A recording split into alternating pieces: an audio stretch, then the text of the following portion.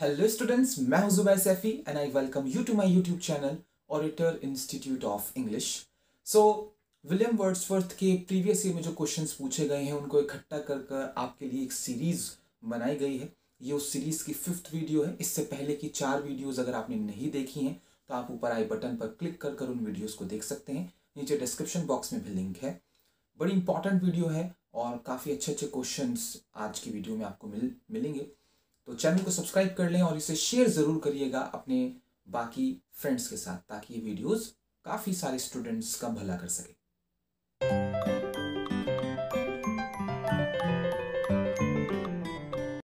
First question देखिए, a large portion of Wordsworth work is, William Wordsworth की रचनाओं का ज़्यादा बड़ा हिस्सा क्या है?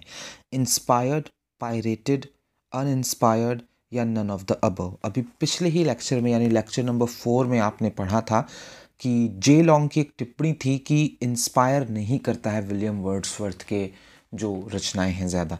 तो सी इसका आंसर होगा, अनइंस्पायर्ड है। ठीक है, मैंने भी आपको समझाया था पिछले लेक्चर में कि इंस्पायर नहीं करते हैं विलियम वर्ड्सवर्थ बहुत ज़्यादा। नेक्स्ट देखिए, I behold in thee what I was once, who said. किसकी है ये लाइन कि मैं तुम में वो देखता हूँ जो मैं कभी था।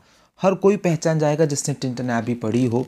अपनी सिस्टर डोरोथी से कहते हैं वो कि जब मैं पहले 5 साल पहले यहाँ आया था तो मुझे वही अक्स नज़र आ रहा है तुम में। तो आंसर इसका सी है, वर्ड्सवर्थ। नेक्स्ट क्वेश्चन देखिए, this sea that bares her bosom to the moon. Answer तो भाई इसका ए है, मून। लाइन है ये the world is too much with us poem की, जो विलियम वर्ड्सवर्थ ने लिखी है। और यहाँ पर विलियम वर्ड्सवर्थ किसी एक ऐसी महिला के बारे में बात कर रहे हैं जिसे एक्सपोज किया जा चुका है हेवंस के प्रति। जब पढ़ोगे पोयम तो क्लियर हो जाएगी लाइन, और चैनल पर वीडियो है, आप देख सकते हैं। नेक्स्ट क्वेश्चन देखिए, who criticised Wordsworth for not practising his own theory in his own poems. ये शायद पहले भी आ चुका है क्वेश्चन किसी एक लेक्चर में। किसने विलियम वर्ड्सवर्थ की आलोचना की थी कि विलियम वर्ड्सवर्थ ने अपनी ही कविताओं में अपनी ही थ्योरी का पालन नहीं किया?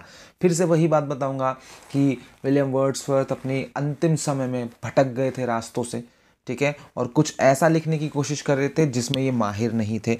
और ये जो टिप्पणी करी है वो करी है टी.एस. इलियट जी ने, और क्रिटिसाइज़ किया था कि भाई आपने अपनी ही थ्योरी का पालन नहीं करा। तो ये दिक्कत हुई विलियम वर्ड्सवर्थ के साथ। नेक्स्ट क्वेश्चन देखिए, who calls Wordsworth the historian of Wordsworth शायर। बड़ा इंपॉर्टेंट क्वेश्चन है। किसने विलियम वर्ड्सवर्थ को कहा था कि ये वर्ड्सवर्थ शायर के इतिहासकार हैं? ठीक है, अब ये जो वर्ड्सवर्थ शायर है ये विलियम वर्ड्सवर्थ का ही एडजेक्टिव बनाया गया है, यानी उनका प्रांत। जिस प्रांत के मालिक कौन है? William Wordsworth. आंसर है ए, लॉवेल। ठीक है, ये भी क्रिटिक रहे हैं, उनकी ये टिप्पणी है। नेक्स्ट देखिए, Wordsworth was hardly a man but a wandering spirit with strange adventures and no end to them. Who said, किसने कही ये वर्ड्सवर्थ को लेकर बात? पहले तो बात समझ लो। वर्ड्सवर्थ मुश्किल से ही एक आदमी थे, बल्कि वो तो एक भटकती आत्मा थे, ठीक है, जिसके कुछ अजीब और विचित्र एडवेंचर्स थे जो कभी ख़त्म नहीं होते थे उनके लिए। ठीक है, जो एडवेंचर्स कभी ख़त्म नहीं होते थे। तो ये बात कही थी पीबी शैली ने विलियम वर्ड्सवर्थ को लेकर। और सच बात है, विलियम वर्ड्सवर्थ पूरी ज़िंदगी अलग अलग जगहों पर रहे, कभी यहाँ कभी वहाँ। ठीक है, और 4 मुख्य जगहें तो आपको याद ही रखनी होती हैं जहाँ विलियम वर्ड्सवर्थ का काफ़ी समय बीता है। तो ये तो बात थी कि वो वेंडरलस्ट थे, घूमते रहते थे।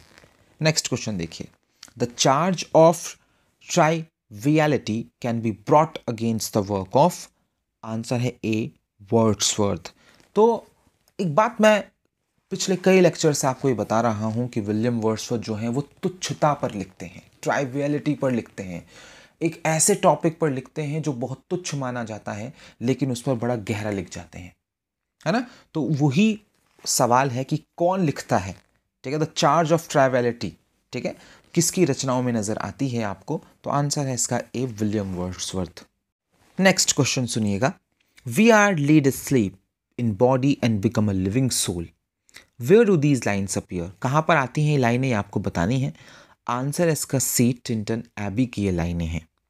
नेक्स्ट क्वेश्चन देखिए, this sea that bares her bosom to the moon, which figure of speech is used in the line from the world is too much with us. तो पीछे तो यही पूछा गया था किस कविता से है, ठीक है, या मतलब पूरा करना था, मून मिसिंग था, है ना इस लाइन में। तो ये लाइन इंपॉर्टेंट बहुत है, the world is too much with the sky, this sea that bares her bosom to the moon. यहाँ पर इसकी पूछा गया है कि फिगर ऑफ स्पीच कौन सी इस्तेमाल हुई है, तो आंसर है इसका बी, पर्सोनिफिकेशन।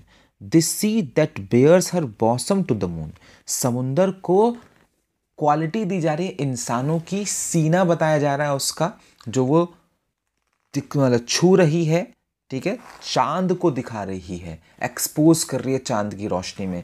तो जो सीना दिखाना है या सीना है, जो शरीर का अंग है, वो मानवीकरण करना है समुंदर को। तो आंसर होगा इसका B, personification. Who was Wordsworth great idol, William Wordsworth के लिए आदर्श कौन थे, आंसर है ए, मिल्टन। ठीक है, मिल्टन विलियम वर्ड्सवर्थ के आदर्श थे। नेक्स्ट क्वेश्चन सुनिए, what does browning call Wordsworth, पहले भी आ चुका है ये। ब्राउनिंग ने विलियम वर्ड्सवर्थ को क्या कहा था, आंसर है इसका ए, अ लॉस्ट लीडर। एक ऑप्शन बी है इसमें, अ मोरल यूनिक, ये आपको मैंने बताया था एक लेक्चर में कि ये पीबी शैली ने कहा था विलियम वर्ड्सवर्थ को, और लॉस्ट लीडर कहा था ब्राउनिंग ने। नेक्स्ट देखो, अगला ही क्वेश्चन आ गया है, who calls Wordsworth a moral unique, answer है इसका ए, शैली। क्यों कहा था शैली ने नैतिक रूप से नपुंसक, इसलिए कहा गया था क्योंकि शैली क्रिटिसाइज कर रहे हैं वर्ड्सवर्थ को कि एक टोरी बन गए थे, है ना, यानी इन्होंने दल बदल कर लिया, जिस थ्योरी को लेकर चल रहे थे उसी थ्योरी को चेंज कर दिया, और ये थोड़े से ना कट्टरवादी बन गए थे। टोरी का मतलब होता है कट्टरपंथ की तरफ चले गए थे, लिबरलिज्म को छोड़ दिया था, उदारवाद को छोड़ दिया था। ठीक है, तो इसलिए शैली ने इनकी आलोचना करी थी। नेक्स्ट क्वेश्चन देखिए, who points out that Wordsworth had not stayed out of the Lake District and so never had the chance coming across nature red in tooth claw. सुनिए, बड़ा सही स्टेटमेंट है ये। किसने कहा था कि विलियम वर्ड्सवर्थ कभी भी लेक डिस्ट्रिक्ट से बाहर नहीं रहे, इसलिए कभी उन्हें चांस ही नहीं मिला कि उनका सामना एक ऐसी नेचर से हो जिसके पंजों पर, ठीक है, या दांतों पर खून लगा हुआ है। भाई नेचर हमेशा इतनी खूबसूरत थोड़ी जितनी विलियम वर्ड्सवर्थ अपनी कविताओं में बता रहे हैं। बाढ़ का आना, अर्थक्वेक का आना, ठीक है, ये भी तो नेचर का ही हिस्सा है, बादल का फट जाना, है ना। तो ये टिप्पणी करी थी कि आप लेक डिस्ट्रिक्ट से बाहर गए नहीं, तो आपको लगता है कि नेचर अच्छी अच्छी है, तो बाहर निकलते तभी तो सामना होता नेचर के उस रूप से भी। ये बात कही थी किसने, एल्डोस हक्सले ने। कौन है भाई ये साहब, एल्डोस हक्सली, बड़े जाने माने राइटर हैं ये भी भाई, इंग्लैंड के, और पूरा नाम है एल्डोस लियोनार्ड हक्सली, और 50 से ज़्यादा किताबें लिखी हैं, नॉवेल्स लिखे हैं, नॉन फिक्शन वर्क्स लिखे हैं, एसेज लिखे हैं, नरेटिव्स लिखे हैं, पोएम्स लिखी हैं, और ऑक्सफोर्ड से भाई डिग्री ले रखी है, और मतलब इंग्लिश लिटरेचर को बड़ा योगदान है इनका भी। तो इनकी ये टिप्पणी है, कोई मतलब छोटे मोटे आदमी का रिमार्क नहीं है ये। नेक्स्ट क्वेश्चन बड़ा ही इंपॉर्टेंट है, who calls Wordsworth one of the giants of English poetry. किसने विलियम वर्ड्सवर्थ को कहा था कि ये वन ऑफ द जायंट्स हैं इंग्लिश साहित्य काव्य के, तो आंसर है इसका ए, जॉन क्रो रैनसम की ये टिप्पणी है। अमेरिका के एक बहुत ही जाने माने एजुकेटर, स्कॉलर, लिटरेरी क्रिटिक हैं, पोएट हैं, एसेइस्ट हैं, न्यूज़पेपर के एडिटर्स रहे हैं, जॉन क्रो रैनसम। उन्होंने विलियम वर्ड्सवर्थ को लेकर ये रिमार्क दिया था कि ये अंग्रेज़ी काव्य के जो बड़ी बड़ी हस्तियां हैं ना, उनमें से एक हैं, जायंट्स में से एक हैं।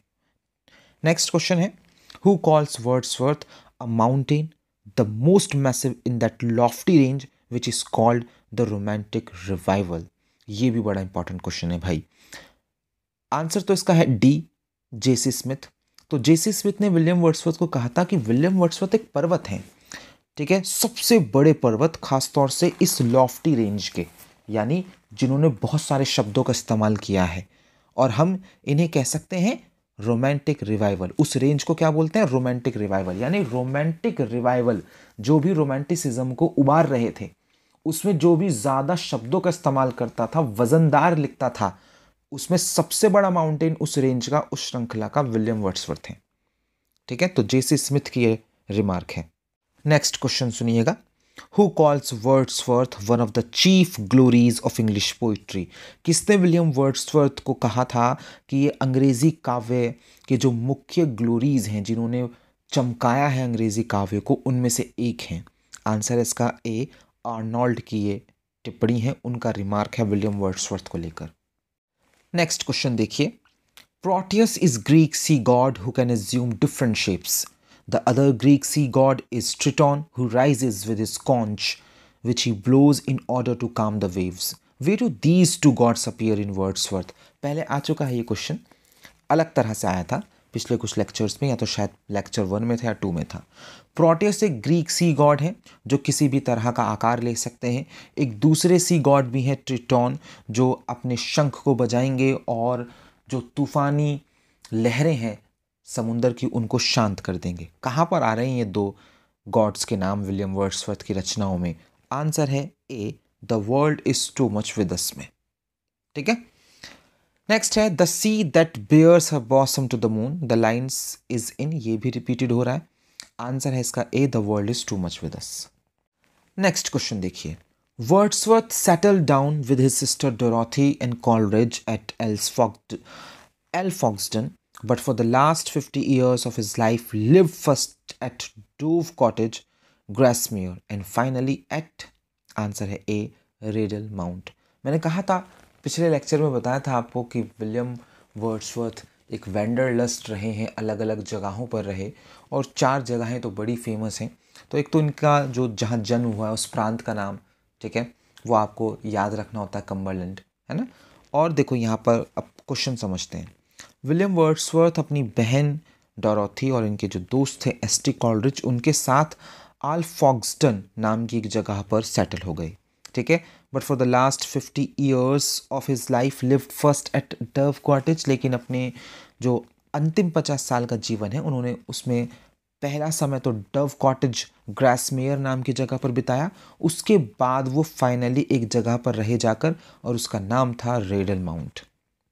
ठीक है, तो ये तीनों जगह आपको याद होनी चाहिए कि विलियम वर्ड्सवर्थ कहाँ कहाँ रहे हैं अपनी लाइफ में। नेक्स्ट क्वेश्चन देखिए, the complete title of the poem Tintern Abbey is composed a few miles above Tinton Abbey on revisiting the banks of the Wey during a tour July 13, 1798। ये तो पूरा टाइटल है Tintern AB का। सवाल पूछा जा रहा है, Wordsworth revisited the place in 1798, when did he visit Tintern Abbey first? 1798 में अगर दोबारा जा रहे हैं तो पहली बार कब गए थे? आंसर होगा ए, 1793 में, क्योंकि 5 साल बाद लौटे थे यहाँ पर, तो वहाँ से काउंटिंग कर लेंगे तो पता चल जाएगा। नेक्स्ट क्वेश्चन देखिए, The language of poetry is a selection of the real language of man in a state of vivid sensations। किसकी राय है ये आपको बतानी है, विलियम वर्ड्सवर्थ की राय है। वो ये कहते थे कि काव्य की जो भाषा है उसका जो चयन करना है वो है कि आप इंसानों की, आदमियों की सच्ची भाषा का चयन करें। ठीक है, जो उनके स्थिति के अलग अलग प्रकार के सेंसेशंस को बता सके। आम भाषा में बता देता हूँ, विलियम वर्ड्सवर्थ ने एक इंटरव्यू में कहा था कि मैं एक ऐसी भाषा में काव्य लिखना चाहता हूँ जो अंतिम आदमी के भी समझ में आए। और बिल्कुल सच बात है, विलियम वर्ड्सवर्थ बहुत आसान और बहुत इजी लैंग्वेज में लिखते हैं। नेक्स्ट क्वेश्चन देखिए, it may be safely affirm that there neither is nor can be any essential difference between the language of prose and metrical composition। किसकी राय है ये? इसी तरह की मिलती जुलती एक कोटेशन लेक्चर नंबर 1 या 2 में भी थी विलियम वर्ड्सवर्थ की, जिसमें वो ये कह रहे थे कि प्रोज और पोइट्री का जो लैंग्वेज होता है उसमें कोई अंतर नहीं होता। इसी तरह की कोटेशन ये भी है। विलियम वर्ड्सवर्थ मानते थे कि जिस तरह की लैंग्वेज की ज़रूरत आपको प्रोज में होती है उसी तरह की लैंग्वेज की ज़रूरत आपको पोइट्री में भी होती है। तो इसका भी आंसर ए है, विलियम वर्ड्सवर्थ। नेक्स्ट क्वेश्चन देखिए, Coleridge was the first to criticise Wordsworth theory of poetic diction in. Coleridge पहले ऐसे शख्स थे जिन्होंने विलियम वर्ड्सवर्थ की थ्योरी ऑफ पोएटिक डिक्शन को क्रिटिसाइज किया था, उनकी शैली को क्रिटिसाइज किया था लिखने की। और किस में किया था, क्या नाम था उस रचना का? आंसर है इसका ए, बायोग्राफिया लिटरेरिया। ठीक है, याद रखेंगे। ये इस तरह से भी पूछा जा सकता है कि who was the first to criticise Wordsworth theory of poetic diction, तो आंसर याद रखेंगे एस टी कॉलरिज ने किया था। नेक्स्ट क्वेश्चन देखिए, the word is too much is the poem published in, the word is too much with us, ये जो कविता है ये कब पब्लिश हुई थी? 1806, 1806 में। नेक्स्ट क्वेश्चन है, इफ सॉलिट्यूड ऑफ फियर और पेन और grief should be Dai portion, whom is Wordsworth referring to? किसको रेफर कर रहे हैं? तो आंसर है डी डोरोथी वर्ड्सवर्थ को, उन्हीं को संबोधित कर रहे हैं, उन्हीं के बारे में बात हो रही है यहाँ पर। टिंटन एबी की लाइन है, ठीक है, उनको दुआ दे रहे हैं, प्रकृति से उनके लिए कुछ ब्लेसिंग्स मांग रहे हैं लास्ट स्टैंजा में, तो वहाँ से है ये। नेक्स्ट है, nature never did betray the heart that loved her, ये तो बड़ी प्यारी लाइन है इनकी, कि नेचर उस दिल को कभी धोखा नहीं देती जो उसे प्यार करता है। कहाँ आई थी ये लाइन? ये भी टिंटन एबी में आई थी। टिंटन एबी में ही इस विचार को रखा था विलियम वर्ड्सवर्थ ने कि अगर आप नेचर से प्यार करेंगे तो ये बदले में आपको कभी धोखा नहीं देगी।